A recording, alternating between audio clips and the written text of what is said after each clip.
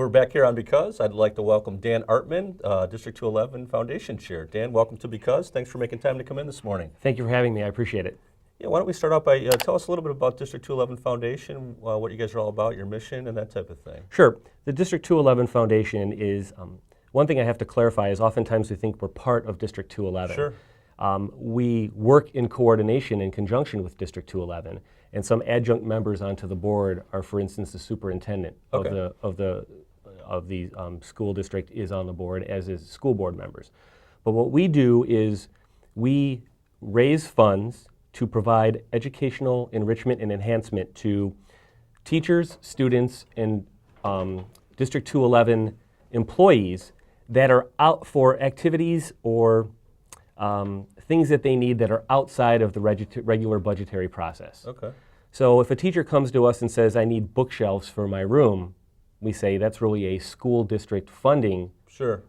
Thing. On the other hand, if they come to us and say, we have this great field trip that we want to take, and we don't have the money for it, and it serves this educational purpose, Sure. then they come to us through grant requests, Okay. and then we look at their grant requests, and then we usually give grants in the range of about $500 to $1,000 to various teachers and even some student organizations within the District 211 schools. That's great. And how long has the foundation been in existence for 211? Foundation has been in existence since the 1970s. I'm sorry, my mistake. There was part of something in the 1970s, and then Okay. it became something else and became sort of its own entity within the last 20 years. Great. Any examples of projects, or as you mentioned, the mission there and some of the things, how you fund it? Any examples of some cool projects that have been funded lately through the program, through the Sure. foundation? I guess you can say they're cool to the to the students and to the teachers that use them. Sure. They're oftentimes not anything that's necessarily eye-popping, but Right. they're the type of thing that the teachers feel are very important and relevant to their educational purpose. So one of the things that was interesting to me, and it's a neat thing that I get to do as a foundation board member, is I get to go sometimes when they have presentations Sure. involving these and see what they're about. Oh, that's nice. And as an attorney, I kind of like things with social sciences and the law. And Conant High School, 2 years ago now, had they hired lawyers to come in. Actors and actresses to come in and put on a play to the whole student body that was over 2 class periods. Okay. That had to do with. It was basically a courtroom event where. They talked about issues involving discrimination. It led to a better understanding of how the court system works. Right. And it was open to the entire student Oh, that's body, really cool. not just the students who were in certain classes. So as I was walking out, they found out that I was a lawyer, so then people started asking me questions about how realistic was this. Sure. So I was able to sort of answer that and then talk to some of the students and teachers as we walked out. And what I found was, at the very least, it gave some people who sort of have a idea of what courtroom experience is like, say, from watching TV and movies, Right. a little bit of a dose of realism. Mm-hmm. So that's just one example. Okay. Another example, which some watching this might think is rather mundane, however, it's really important to the school and the teacher, is the home economics department at Schaumburg brought in a woman who helped them start their composting program using worms. She calls herself the Worm Girl. Composting a better way to compost using these worms. And it's something that the department has now been able to utilize and become more efficient, worry about recycling, things like that. Those are just 2 small examples of things that Right. I've seen. We give money to some organizations at the schools that help with character and development. Mm-hmm. And also, we do innovation grants, technology-based things. Oh, very nice. Yeah. We're trying to start a new phase as a foundation, which would be going to large corporations and sort of going to them and saying, we have this big project in mind, something that's much more than a $500 or $1,000 grant that we would like to fund, and we think it's really, really important and relevant to the students, and you are the type of company that this might be of interest to you. would you mind coming and partnering with us? Right. So this is something that we're starting to look at going forward as a foundation, not just the regular $500,000 grants, but looking into doing larger projects. Right. Great. And tell us a little bit. I know one of your upcoming events is the Fun Run. Can you tell me a little more specifically about that? Sure. We started. This will be our second annual. Last year was our inaugural, and it is a fundraiser, but it's also a friend-raiser, as Scott Leonard, our chair, That's a good one. I like our that. chair for fund development, likes to say. And what we did is we had a race last year, a 5K. It takes place at Palatine High School. Okay. And this year it'll be September 14th. It's a Sunday. Okay. At 8 a.m. at Palatine High School.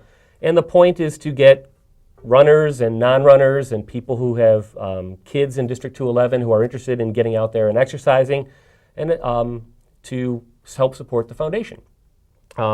We have our primary sponsor is Dick Ponds, so Okay. it's coordinated Great, through yeah. Dick Ponds. They've been wonderful in helping us organize the logistics of putting together a race like that. That's what they do. It's Sure. one of the things they do, and they do it very well. And as I said, it'll be at Palatine High School, and everyone is welcome. We encourage students to come. Right. We have a little trophy or plaque that we inscribe and we give out to the school that has the best attendance. Okay. Well, that's there. nice. It's relatively inexpensive. It's $25 Oh, very nice. for adults, $15 for students. If they register on race day, then it's $5 more for each of those. Okay. Is there a website that you Yes, can give there more is. information? If you go to d211foundation.org, Okay. there is a link at the bottom for the 5K, and it has all the information in there, including how they can register online, register through the mail, or register on the race day. Oh, that's great. And I think Realtors Against Homelessness, are they involved with the foundation in some Sure. capacity? One of the other elements that we've become involved in over the last couple of years, in part because of a need that we've seen through the school district, is the economic, the issues on local families that the sort of economic downturn and sort of Sure. slow recovery has Right. had on them. Cindy Ike, who used to be the chair of our foundation and was on the foundation board for a number of years, is a realtor, and she became involved with an organization called Realtors Against Homelessness. They sort of came together and said, we see this problem in the area that we service, Right. and we'd like to find a way to help these students. So they actually came to District 211 Foundation and said, Okay. we'd like to partner with you and sort of use you as a conduit to get these funds we raise out to the needy students that's great. in the area. So we will have our 4th annual RA, that's what the shorthand is for it, Right. Realtors Against Homelessness fundraiser will be at Chandler's Okay. on November 6th, Okay. and from 5 to 10 p.m. And the realtors get together, and we have we have entertainment, we have a dinner, and we also have some fundraising in the form of silent auctions and things like that. And then that money is then given to the foundation, and the foundation then will give that to support various programs and activities through the school to help those students who need help with getting a warm jacket, Right. need help with getting meals for their family. Yeah. Because we've sort of taken that turn towards making that a focus Right. of our foundation work is some of the schools have come to us with foundation grants for a program called Blessings in a Backpack. Okay. And what that does is kids get a backpack full of some food to take home. It's anonymous. Oh, that's great. Because there can be a stigma attached Sure. for those students to go ahead and ask for those things. Right.